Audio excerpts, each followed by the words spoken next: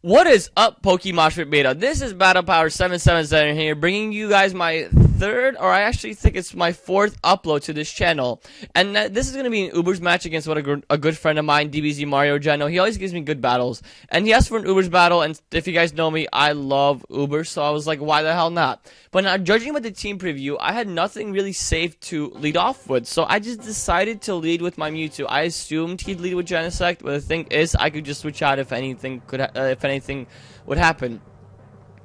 But he decides to switch out and go into his Arceus, and I predict that. Now, I knew I had to switch out, so I went into my Giratina predicting either the Arceus or the Kyogre to come in, knowing that my Giratina could take hits from both of those, and those are really his two powerhouses on his team.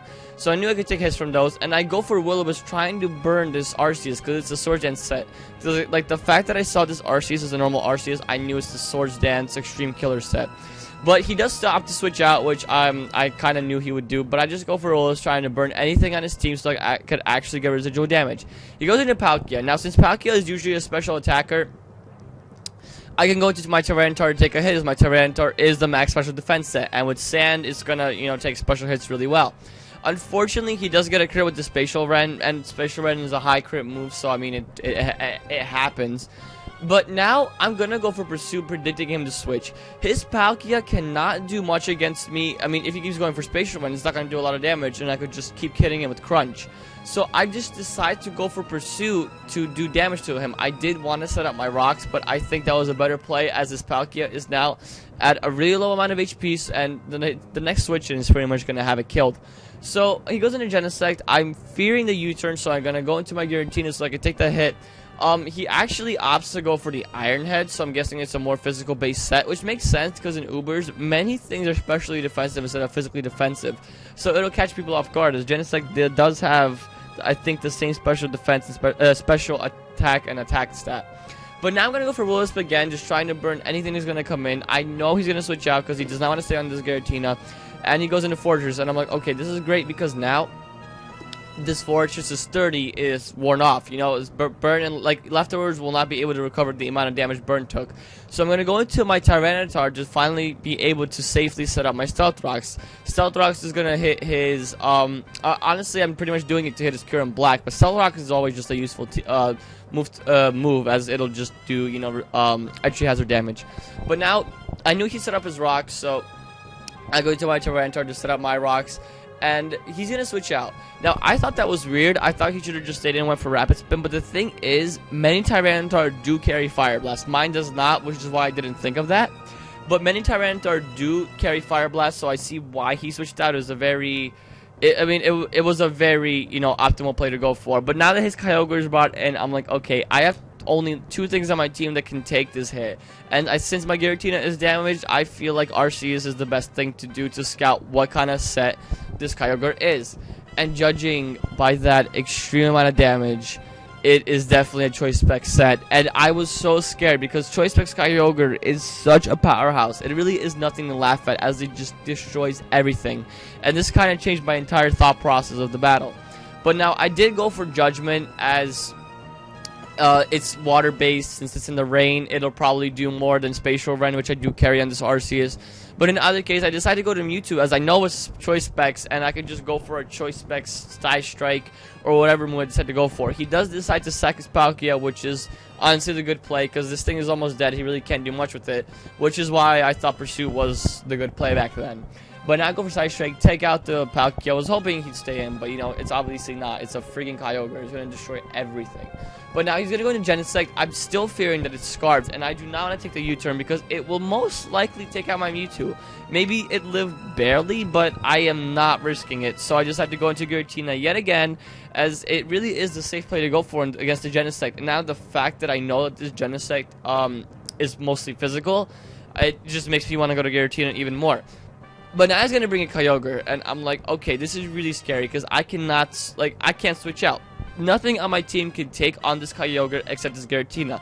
But due to the fact that his Kyogre is down to about 1/3 of its HP, Water Spout will not be doing as much damage. So I decided to stay in and hopefully live a hit, which he does have, which he has Surf instead of Hydro Pump, which is honestly really lucky for me because if he had Hydro Pump, this Giratina would be dead. But lucky for me, I'm able to stay in, go for the rest, and go for the rest and live the next couple hits. I mean, my Giratina is the best thing, is the best Pokemon to take all these hits, as this Kyogre is just extremely dangerous and it can just destroy everything. So luckily he has Surf. I'm able to take these hits. I mean, it's not really that well. I take about more than even a third. I take about like 40% of my HP from that Surf, but it's the best thing I can do. So I go for Steep Talk, I get that Kyogre burned, and now he's gonna bring in Fortress, as I believe I misclicked for Dragon Tail by accident, but that actually helped me. Now that's like, it's weird that I say that it actually helped me, but it really did, because now I can go into my Tyranitar and get the sand up, so I can actually be at an optimal position with my Garchomp or my Excadrill to really just start sweeping shit, because that's kind of what they do. My Scarf Garchomp obviously just sweeps everything, while my Excadrill, just sets up with Swords Dance and just destroys everything left. But it's like a late game sweeper. But in either case, he actually does go for Volt Switch, which was a good play on his part, and it goes into Kyurem. Now, I know this Kyurem is Scarf. It's probably the only good set in Ubers that this Kyurem can have, and I know he's going to go for the Outrage. There's not a doubt in my mind that this thing is going to go for Outrage, and I have nothing that can take the Outrage, so I decide to sack my Giratina. I don't know if that was the best play or not, but I do want to keep my Tyranitar alive, because without Sand, my Garchomp and Excadrill cannot thrive and actually pull me out to maybe even win this battle. So I decided to sack my Giratina, as at this point it's done its job. It burned like 3 things, it walled the Genesect.